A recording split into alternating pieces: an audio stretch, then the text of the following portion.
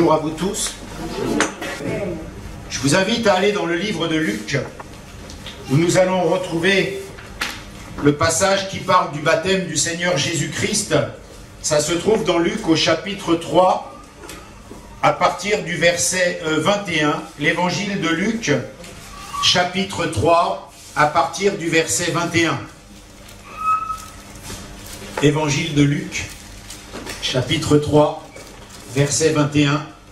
Là, on retrouve le Seigneur qui se fait baptiser. Je lis à partir du verset 21. « Tout le peuple se faisant baptiser, Jésus fut aussi baptisé. Et pendant qu'il priait, le ciel s'ouvrit et le Saint-Esprit descendit sur lui, sous une forme corporelle comme une colombe. Et une voix fit entendre du ciel ces paroles. Tu es mon fils bien-aimé, en toi j'ai mis toute mon affection. » La Bible nous dit au verset 23, Jésus avait environ 30 ans lorsqu'il commença son ministère, étant, comme on le croyait, fils de Joseph. Nous sommes ici au baptême du Seigneur Jésus-Christ et il se passe quoi?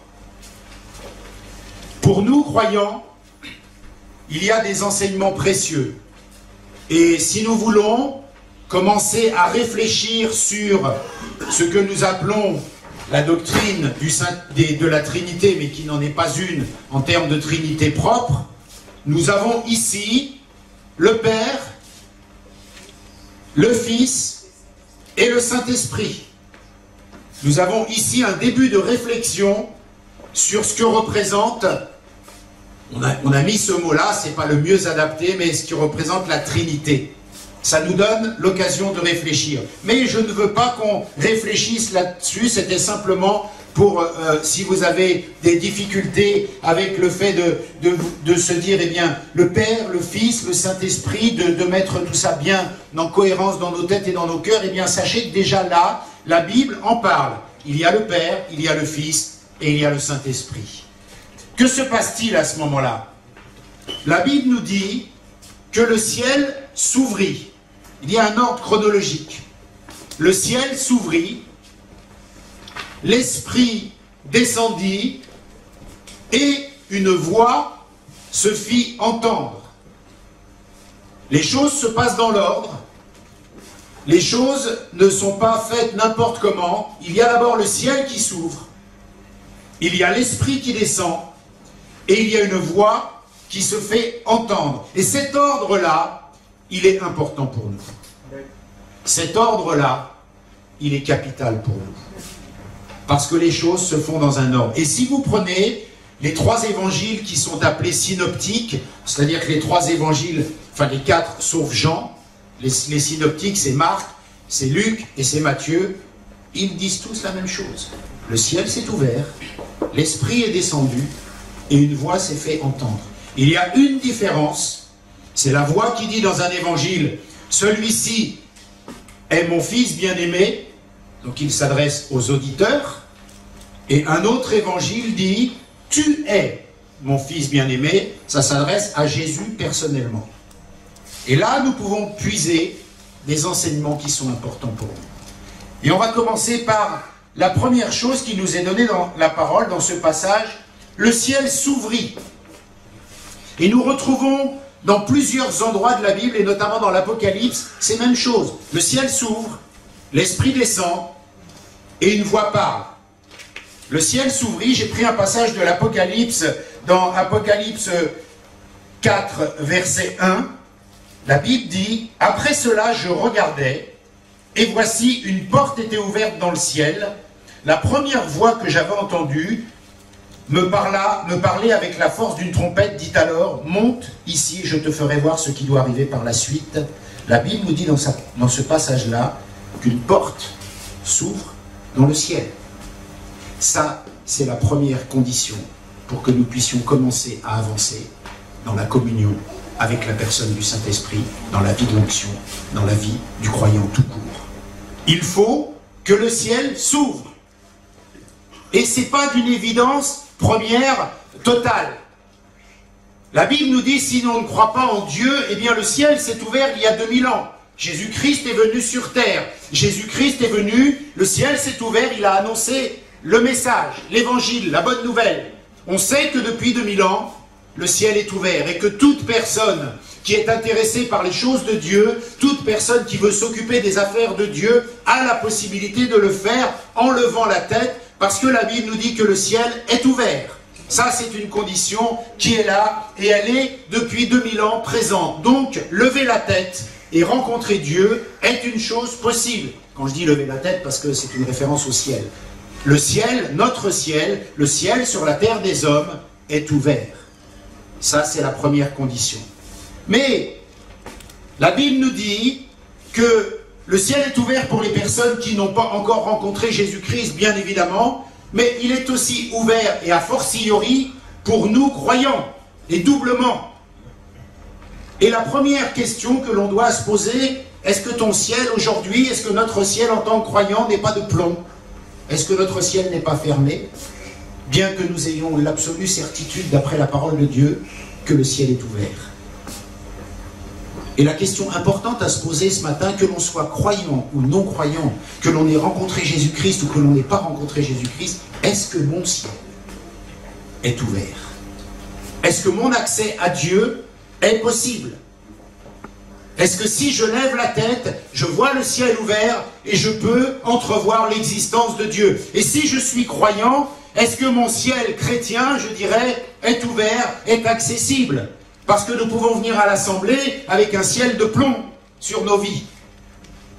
Et la Bible, je vais vous citer deux passages qui parlent bien de cette relation entre le ciel et la terre. Ça se trouve dans Genèse, chapitre 28, verset 12.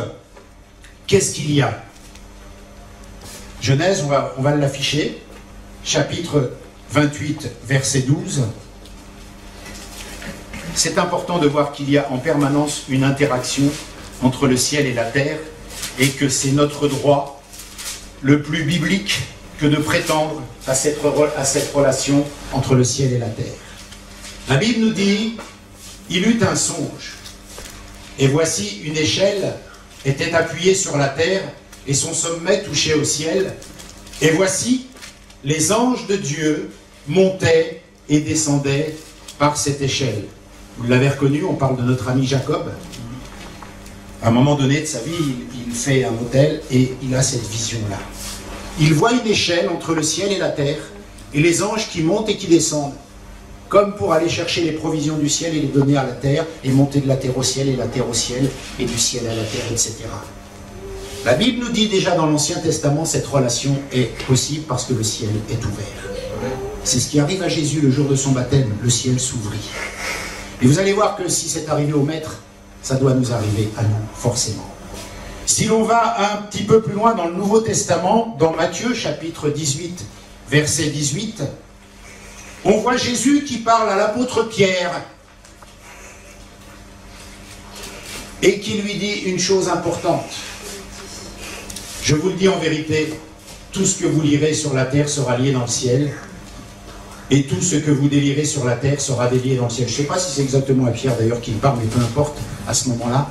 En tous les cas, le Seigneur Jésus-Christ nous dit quoi? Nous dit que lorsque nous sommes croyants, que nous avons rencontré Jésus-Christ comme Seigneur et Sauveur dans nos vies, eh bien la capacité qui nous est donnée, au nom de Jésus, c'est de lier des choses sur terre pour qu'elles soient liées dans le ciel. C'est de délier des choses dans le ciel pour qu'elles soient déliées sur terre. C'est la même relation. C'est la même chose, l'interaction entre le ciel et la terre.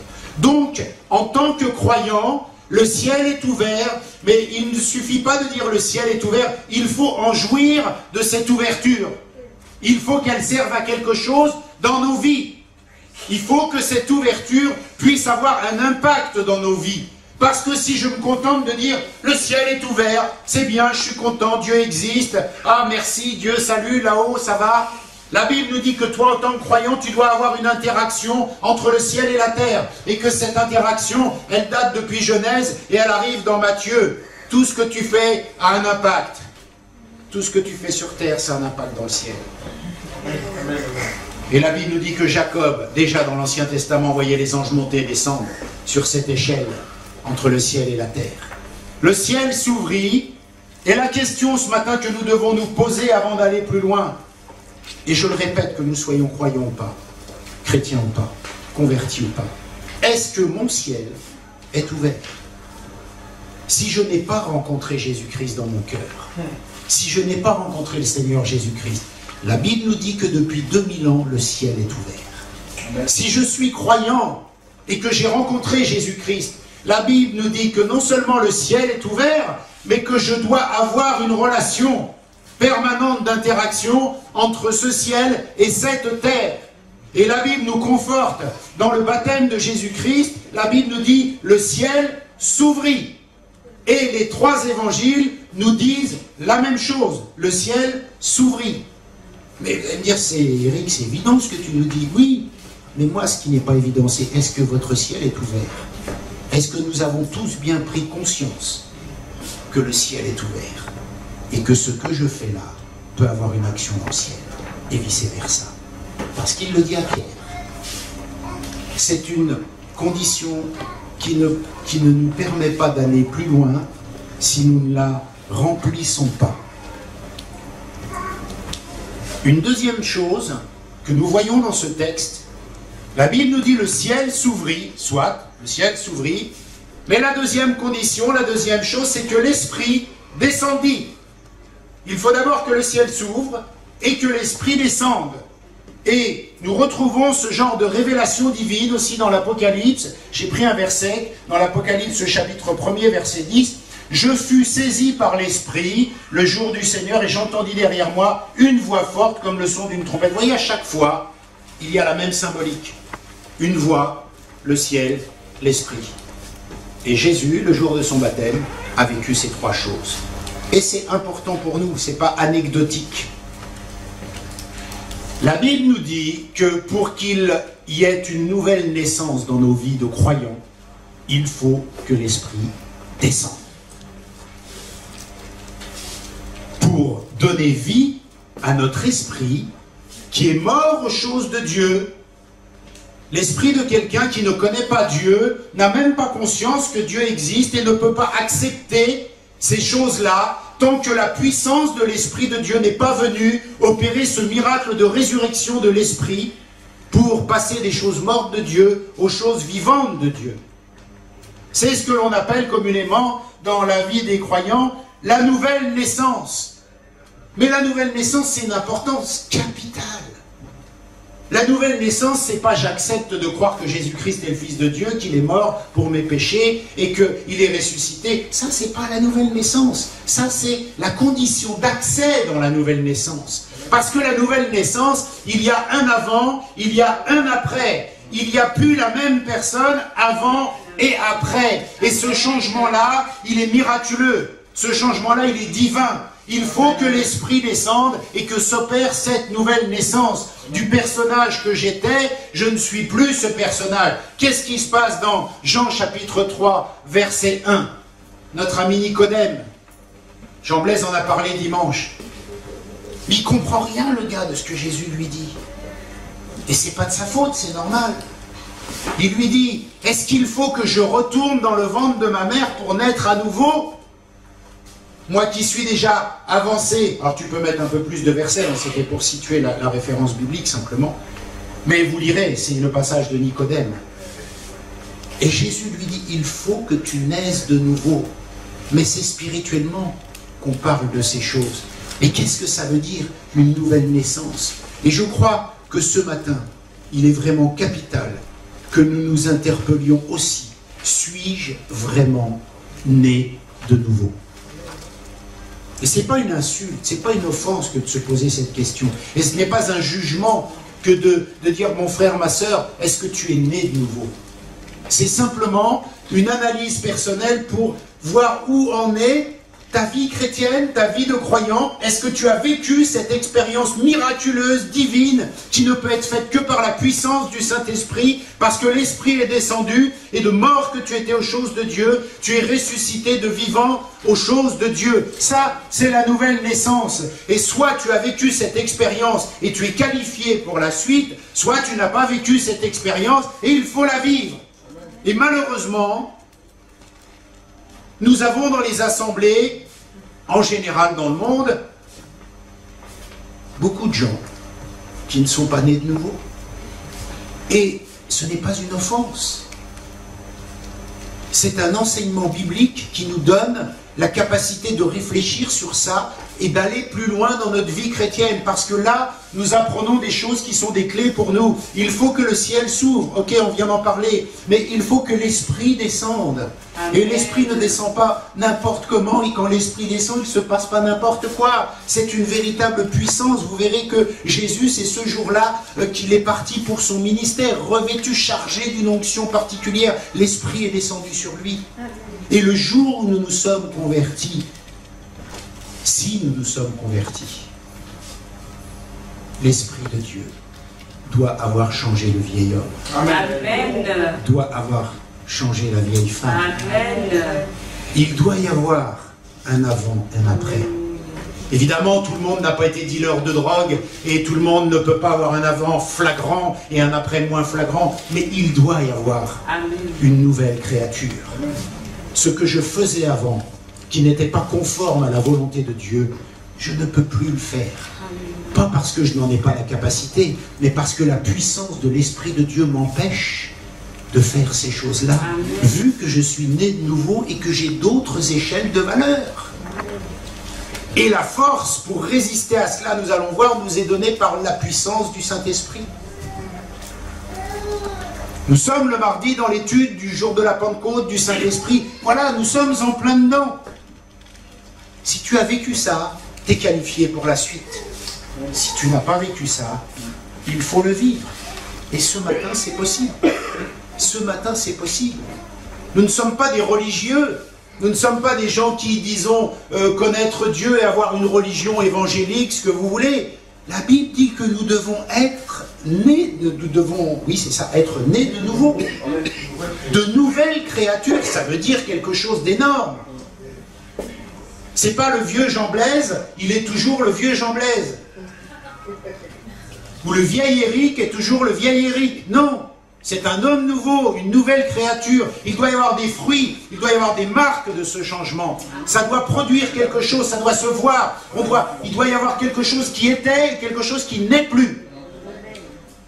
Et si c'est pas le cas, nous devons nous interroger sur notre expérience chrétienne, sur notre conversion. Parce que nous ne pourrons pas avancer et nous ne serons pas qualifiés pour la suite. Le troisième point que nous avons relevé dans ce baptême biblique de Jésus-Christ, et remarquons, c'est la troisième chose, la voix de Dieu se fait entendre. Le ciel s'ouvre, l'Esprit descend, et la voix de Dieu se fait entendre. Moi j'ai remarqué dans ce texte-là que la chose la plus importante, entendre la voix de Dieu, se fait entendre en dernier. Entendre la voix de Dieu, la chose qui nous paraît la plus importante pour nous, eh bien ça se fait en dernier. Il faut d'abord que le ciel s'ouvre et que l'Esprit descende.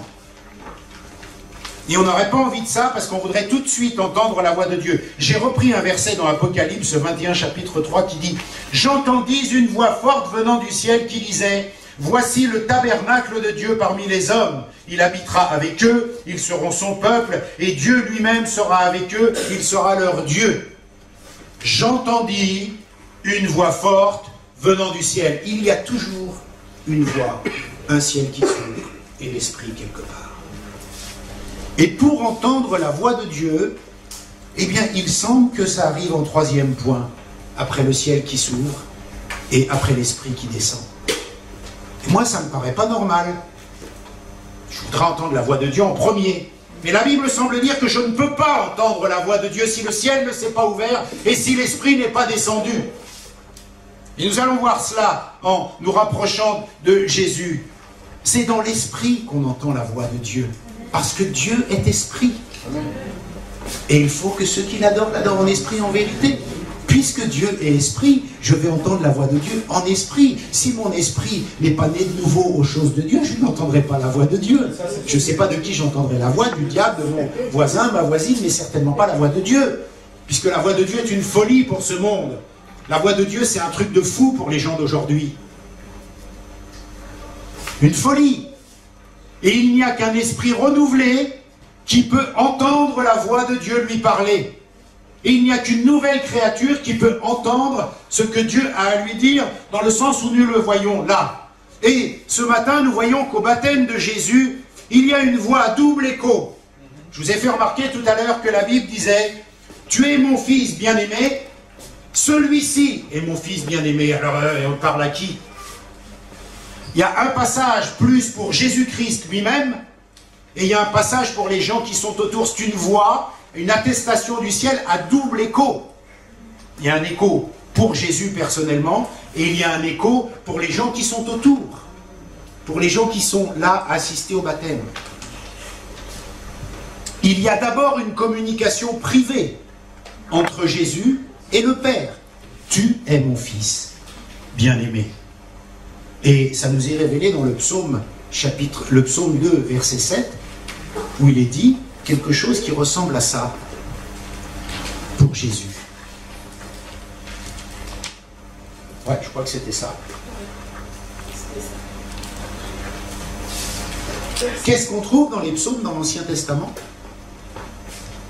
Tu es mon fils, je t'ai engendré aujourd'hui. Cette voix qui vient du ciel est en train de qualifier, de révéler à Jésus-Christ, homme, qu'il est bien le sauveur de l'humanité. Dieu confirme ces choses et le confirme personnellement à Jésus-Christ fait homme. La voix, c'est pour lui d'abord, tu es. Et quand on entend la voix de Dieu dans nos vies personnelles, elle nous est adressée aussi de la même façon. Il y a un double écho. Un écho personnel pour nous charger de la mission que Dieu veut que nous fassions pour lui. Et après, nous voyons que, après cette conversation privée, entre Jésus et le Père, il y a une conversation avec la foule. Matthieu, chapitre 3, verset 17, nous dit ça. Pourquoi, à un moment donné, la voix dit « Celui-ci est mon fils bien-aimé ». Pourquoi? Parce qu'il faut que le monde puisse voir aussi les fruits de ce que nous déclarons. Amen. Jésus va déclarer qu'il est le Messie, le Fils de Dieu, qu'il est le Sauveur du monde.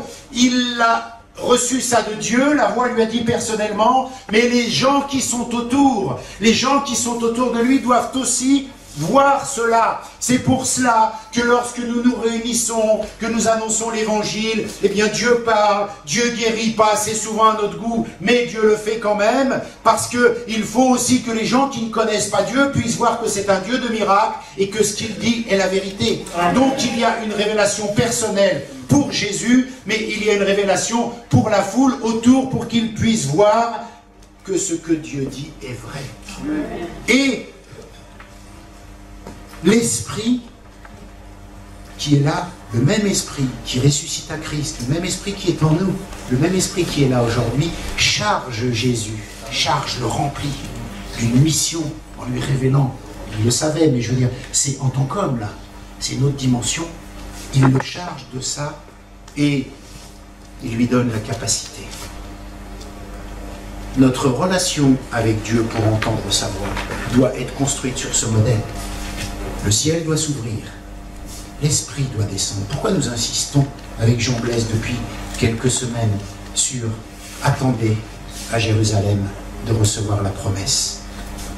Parce que l'Esprit doit nous charger, nous remplir de ce que nous devons faire individuellement et doit nous remplir de ce que nous devons faire collectivement. Donc nous revêtir d'une onction. Mais ça ne se fait pas n'importe comment. Il y a un ordre, même pour Jésus. Il a fallu qu'il attende 30 ans, disait Jean Blaise dimanche. 30 ans. Et là, il vient se baptiser comme le commun des mortels. Et là, le ciel s'ouvre. Et là, l'Esprit descend. Et là, une voix se fait entendre pour parler à lui et aux autres. Et dans ce passage-là, nous apprenons énormément de choses. C'est à partir de là que Jésus commence son ministère, d'accord? Le jour de son baptême, il commence son ministère. Et la Bible nous dit, qu'est-ce qui se passe tout de suite après? Il est transporté par l'Esprit dans le désert pour être tenté par le diable. C'est ce que la Bible déclare. Et c'est pareil, c'est chronologiquement parfait. Parce qu'avant d'être capable d'affronter le diable et de résister, il fallait qu'il soit rempli.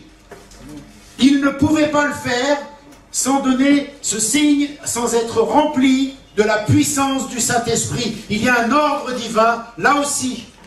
Mais cet ordre divin, il est le modèle pour Jésus, mais il est le modèle pour nous. C'est la même chose. C'est-à-dire quoi? Comment je parle? C'est-à-dire quoi? C'est même pas français. Ça veut dire quoi? Heureusement que tu es africain. Merci Jean-Blaise. C'est vraiment gentil. La Bible nous enseigne quoi? Qu'il n'y a qu'en étant rempli du Saint-Esprit que nous aurons la capacité de résister. Alléluia. On est d'accord? Amen. On dit Amen. Amen. Si on veut s'en sortir, il faut inviter le Saint-Esprit dans nos vies. Et trop de nous trouvons la vie de croyants difficile. À juste titre. Trouvons la vie de chrétiens. Oh, c'est quand même, il ne faut pas faire ci, il ne faut pas faire ça. Oh, Seigneur, c'est dur et tout. Oui, normal. Tu n'as pas été rempli pour résister. Nous nous plaignons de la difficulté, quelquefois, de la vie de croyants. Mais si nous ne sommes pas remplis, nous n'avons pas suivi le modèle du Maître, nous ne pourrons pas résister. Nous n'aurons pas cette puissance, nous n'aurons pas cette onction, nous n'aurons pas cette force. Et je dirais, si on trouve notre vie de croyant difficile, eh bien posons-nous la question. Est-ce que le ciel s'est ouvert? Est-ce que mon ciel est ouvert? Est-ce que l'Esprit est bien descendu? Est-ce que je suis une nouvelle créature? Est-ce que j'entends la voix de Dieu? Est-ce que l'Esprit de Dieu m'a chargé pour être qualifié, pour résister aussi à la difficulté, à la tentation? Parce que nous voyons que Jésus lui-même a eu besoin de ça.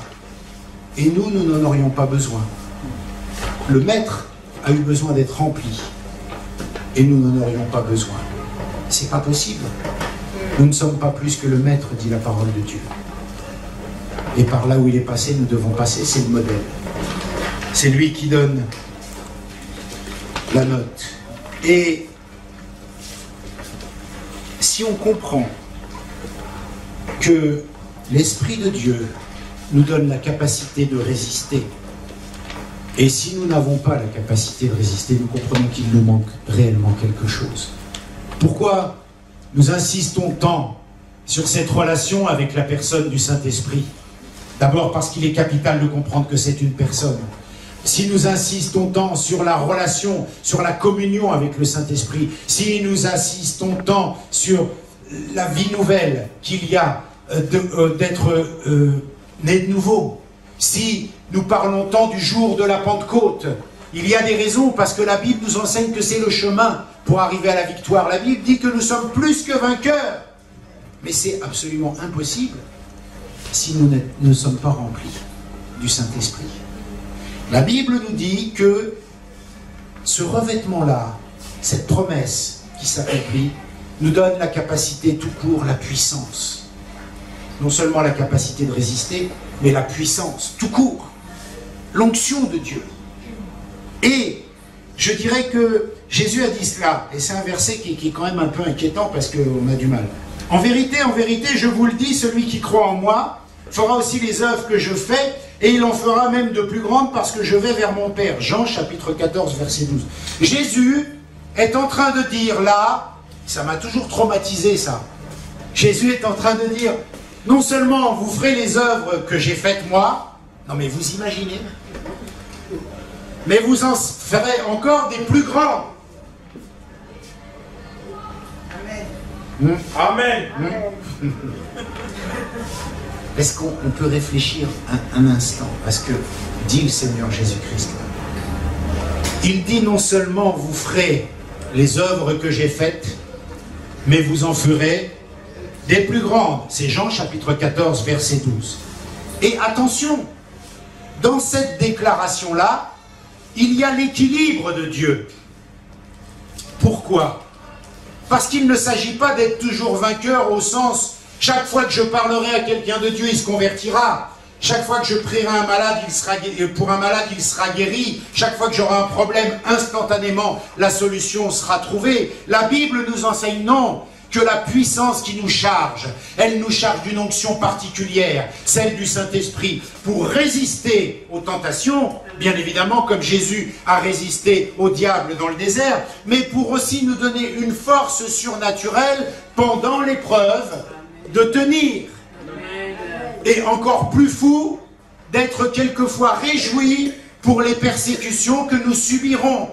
Ça veut dire que même si nous sommes persécutés, maltraités, il y aura encore matière à en sortir un sujet de joie. Mais ça, c'est pas naturel, c'est pas normal. Il n'y a que l'Esprit de Dieu qui peut produire ça dans un homme ou dans une femme. Il n'y a qu'une nouvelle naissance et il n'y a qu'une communion avec l'Esprit de Dieu qui peut donner vie à cela.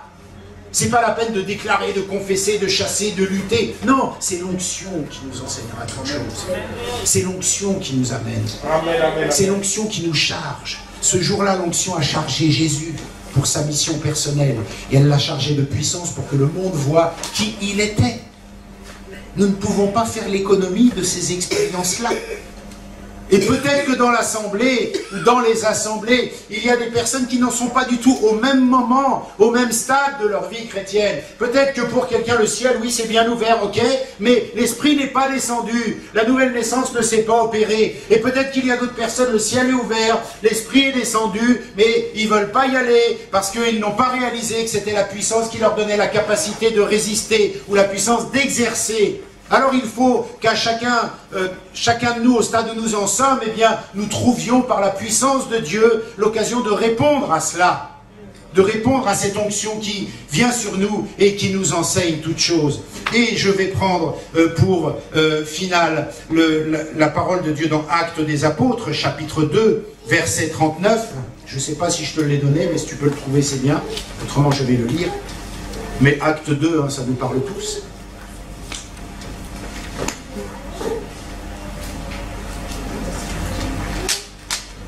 Voilà. Pierre se lève le jour de la Pentecôte et prononce son discours. Mais il dit un truc terrible pour nous, dans le bon sens du terme.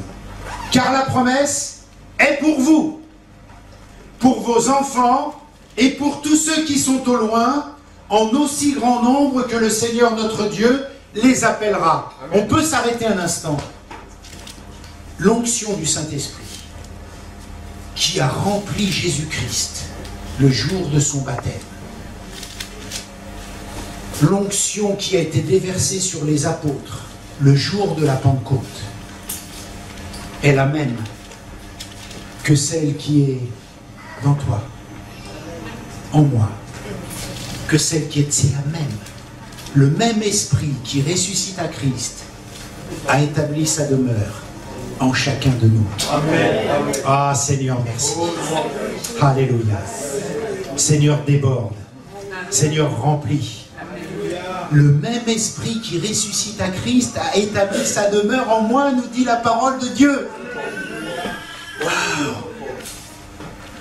Ça ne veut pas dire que je ne vais pas souffrir, que je ne vais pas être malheureux, mais je serai heureux d'être persécuté si je lui laisse la place d'exploser en moi ce qu'il a mis. Ah Seigneur Jésus.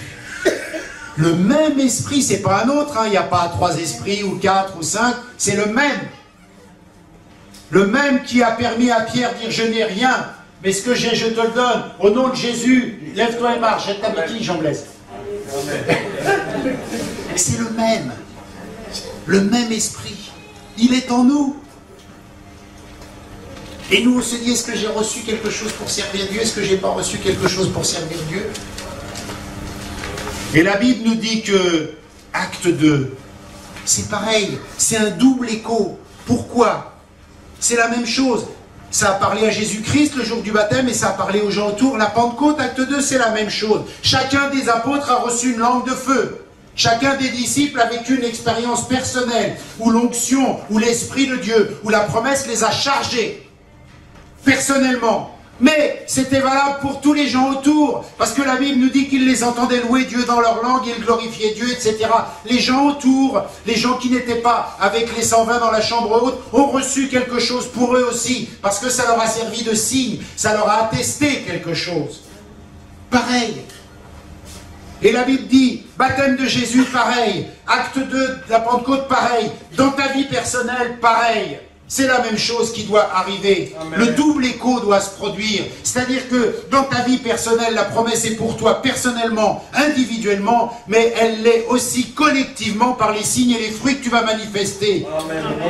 Il faut juste que tu réalises maintenant, là où tu en es de ces 3 étapes, il faut juste que tu réalises maintenant ce que Dieu t'a donné. Il faut juste que tu réalises maintenant que le même esprit qui ressuscite à Christ, c'est le même qui est en toi. Et il faut juste que tu réalises maintenant que le Seigneur Jésus dit, tu vas faire des choses comme moi, mais bien plus grandes. Waouh, waouh, waouh, waouh, waouh.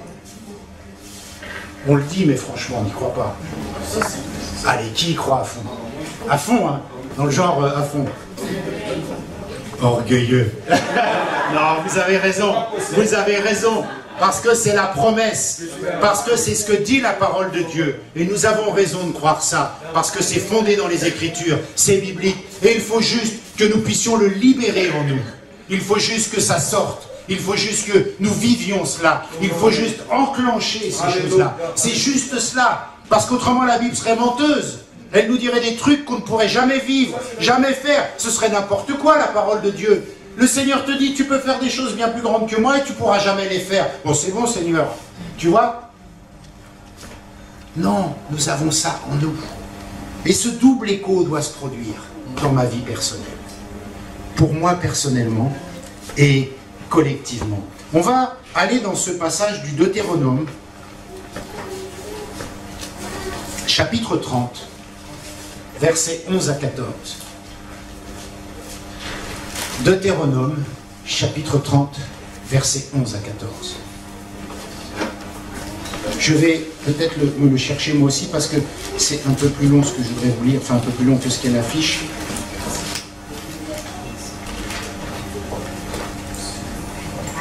La Bible dit la chose suivante. Et déjà c'était ce sentiment qui était là, parce que les gens croient, on croit tous que ce que dit Dieu, c'est trop, quoi. Je lis à partir du verset 11 du chapitre 30. Hein. Ce commandement que je te prescris aujourd'hui n'est certainement point au-dessus de tes forces et hors de ta portée. Il n'est pas dans le ciel pour que tu dises, mais qui montera au ciel, qui montera pour nous au ciel et nous l'ira chercher, qui nous le fera entendre afin que nous le mettions en pratique. Il n'est pas de l'autre côté de la mer pour que tu dises, qui passera pour nous de l'autre côté de la mer et nous l'ira chercher, qui nous le fera entendre afin que nous le mettions en pratique. C'est une chose au contraire, qui est tout près de toi, dans ta bouche, dans ton cœur, afin que tu puisses la mettre en pratique. Là, on est dans le même genre de raisonnement. Ah, faire des choses plus grandes que le Seigneur, mais c'est impossible. Là, c'est les commandements de Dieu, waouh! Qui va aller au ciel chercher les commandements? Qui va traverser la mer? Et la parole de Dieu dit, mais oh, va pas si loin. C'est pas dans le ciel. C'est pas de l'autre côté de la mer. La parole, elle est près de toi. Elle est dans ta bouche, dans ce que tu dis, dans ce que tu déclares, dans ce que tu confesses. Elle est dans ton cœur, dans ce que tu crois. Elle est là, tout près de toi.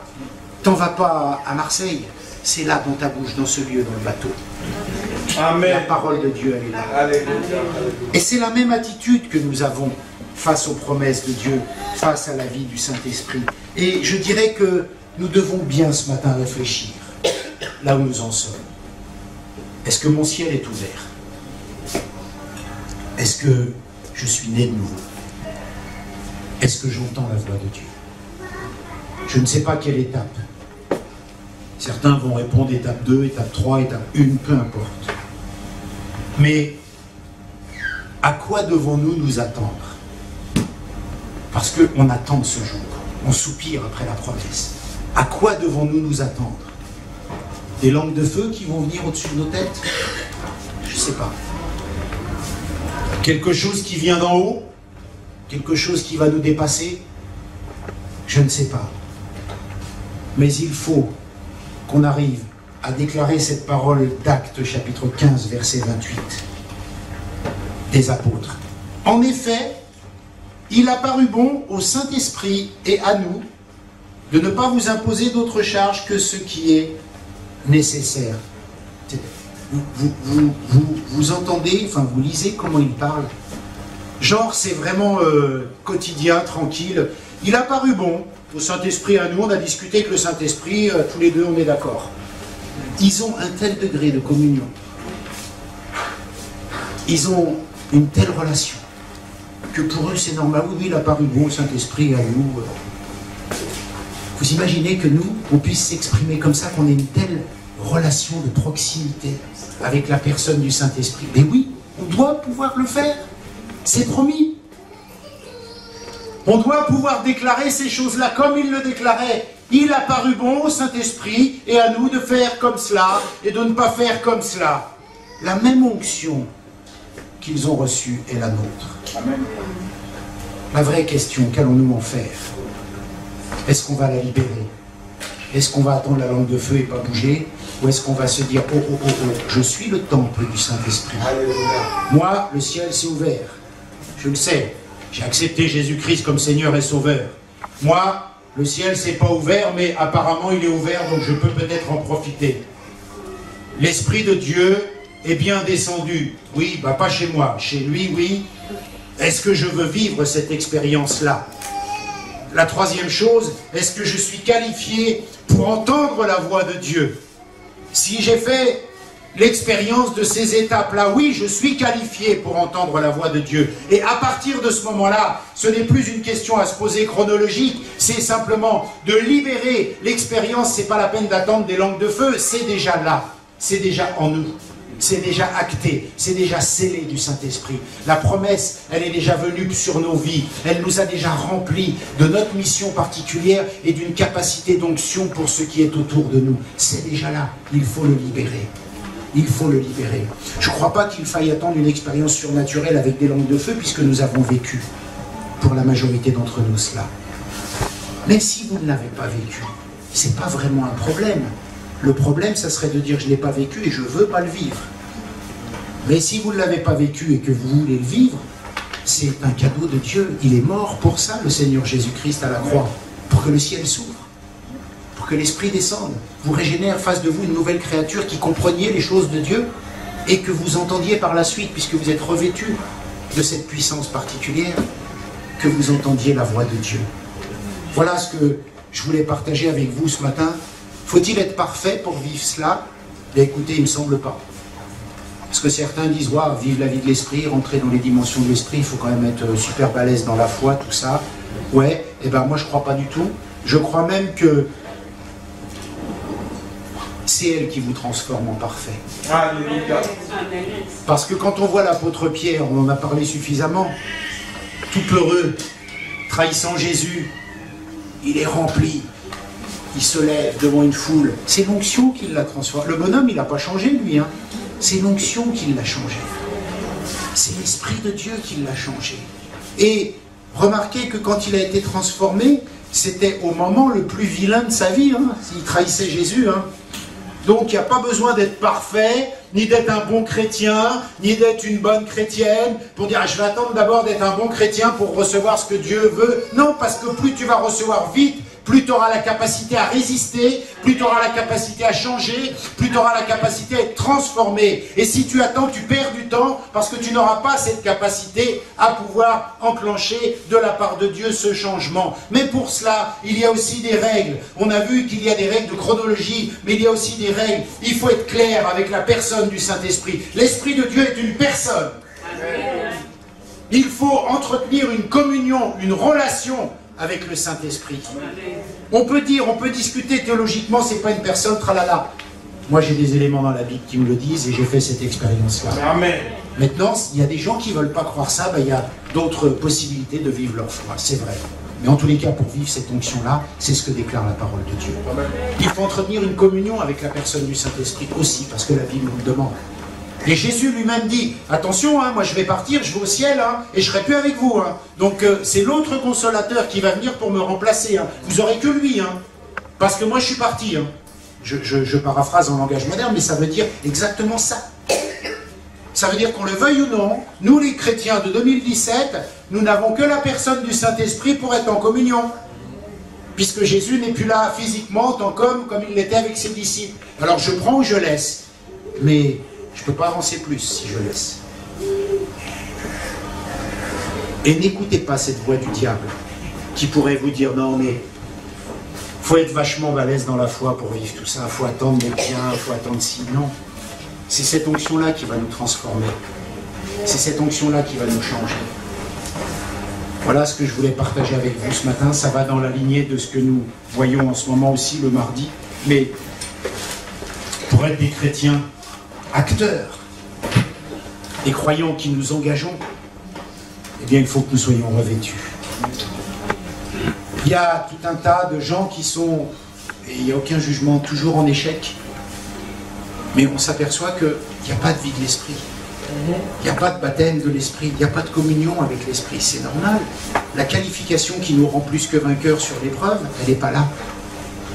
Jésus lui-même, il n'a pas été affronter le diable avant de recevoir cette onction, il a d'abord reçu, et après il est allé. Ça ne s'est pas passé dans l'ordre inverse. Et quand on est croyant, on peut avoir de grandes envies pour Dieu, évangéliser, prier, tout, oui c'est bien, mais il y a un temps où il faut que ce soit Dieu, avec la puissance de sa promesse, qui nous qualifie pour cela. Alors on va prier, et cette prière on va la faire chacun à notre niveau chronologique. Je veux dire par là, je ne connais pas vos vies, je ne sais pas où est-ce que chacun de vous en est dans l'expérience qu'il a faite ou pas de Dieu. Peut-être c'est étape 1, peut-être c'est étape 2, peut-être c'est étape 3, je ne sais pas. Mais en tous les cas, il y en a pour chacun. Et si c'est étape 1, vous savez, on peut être croyant depuis des années, avoir pris un chemin dans la foi, et puis s'apercevoir que oui, finalement, mon ciel n'est peut-être pas ouvert. Mon ciel est peut-être de plomb. Mon ciel est peut-être bétonné. C'est possible. Mais la main de Dieu nous est tendue pour que ça change, pour que ce changement se produise. Alors ce matin, si c'est ton cas, prie dans ce sens-là, pour que notre Dieu puisse ouvrir ton ciel. Peut-être tu es dans le deuxième aspect de cette expérience de Jésus-Christ au baptême. Tu as besoin que l'Esprit de Dieu vienne sur toi, descende sur toi. Je crois que le Seigneur veut le faire et c'est ce cadeau qu'il veut nous donner. Et c'est pas la peine d'attendre d'être parfait parce que la Bible ne le dit pas. Peut-être que tu as rempli dans ta vie l'étape 1, l'étape 2, et que tu voudrais entendre la voix de Dieu parce que tu es à cette étape-là. Et tu voudrais recevoir une puissance, une onction, une qualification pour le servir.